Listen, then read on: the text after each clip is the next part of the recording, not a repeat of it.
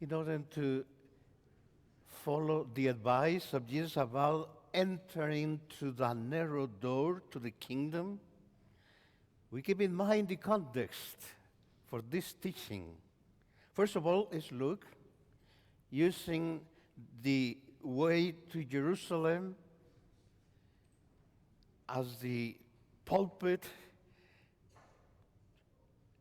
that Jesus used to proclaim the good news, teaching along the way how to become his disciple.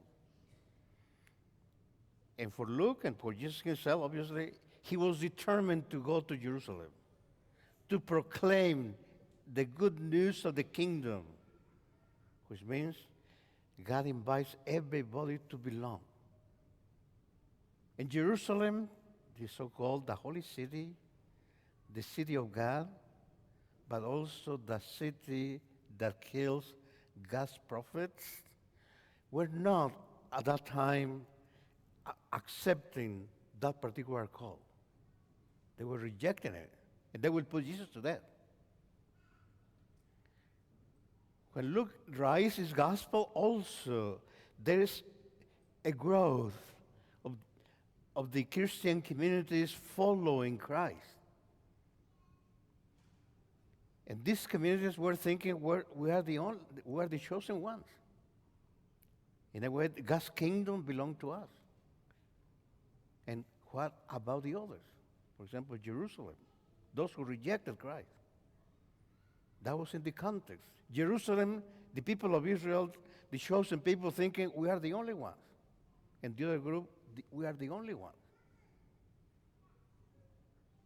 So Jesus, in this teaching, is trying to explain the meaning of the narrow gate. Because at the beginnings will sound too strict. Kind of raising the bar too high. How can we go? And of course, it's not like that. Jesus does not answer how many will be saved. If people remember, he openly proclaimed that he wants, God the Father wants everybody to be saved, not even one to be lost. And the parable of the lost sheep, of the 99, is very clear about. No one God the Father wants to be lost.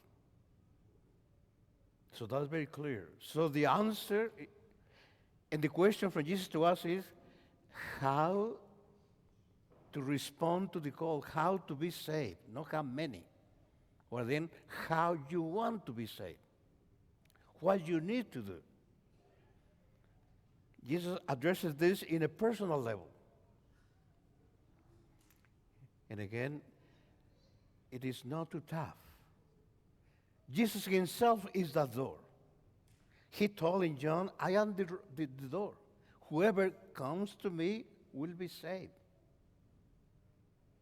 So Jesus is trying to remind all of us, disciples, to follow him. Yes, he's going to give his life. Nobody is going to stop him from showing that particular call to belong to God's kingdom till the point of dying on the cross. He's explaining, I am the door. And so many times he spoke about compassion. He welcomes sinners, for example. Things that people in Jerusalem will not accept. It's not a good behavior, should not be there. Christ came to call everybody, he said, beginning with the sinners, and all of us are. So Jesus is explaining how he's going to take his own cross and invites everybody to follow him. And when people don't understand, like Peter and many more, he explained, get behind me. Or in the second reading, we heard God telling the people of Israel that God is a father, trying to discipline only his kids. And discipline from the father, for parents, comes out of love. For us to come back to and do the right things, to come to terms and understand. God is not trying to keep us away from the kingdom.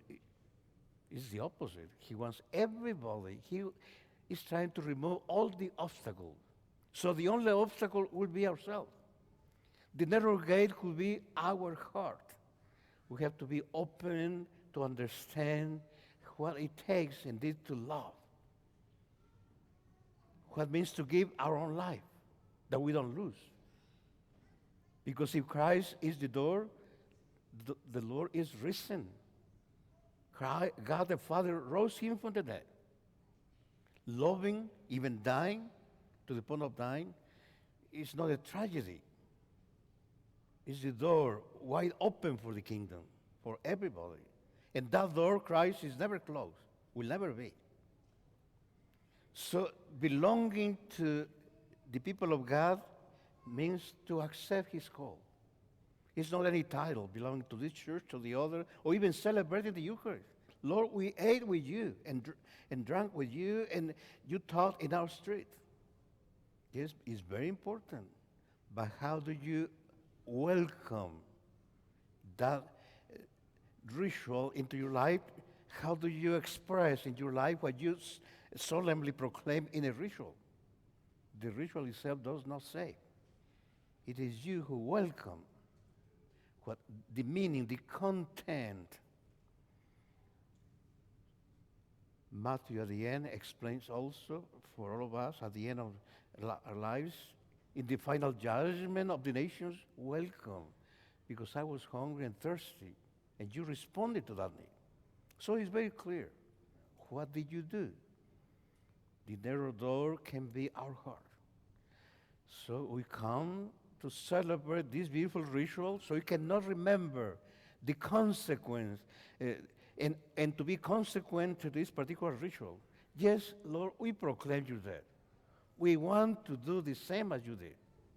We repeat this time and time again because we may forget. Because we want to keep this alive, this desire. We want to keep this door open for us. Yes, Lord, we want to be. We proclaim this until you come. Yet you will come to us.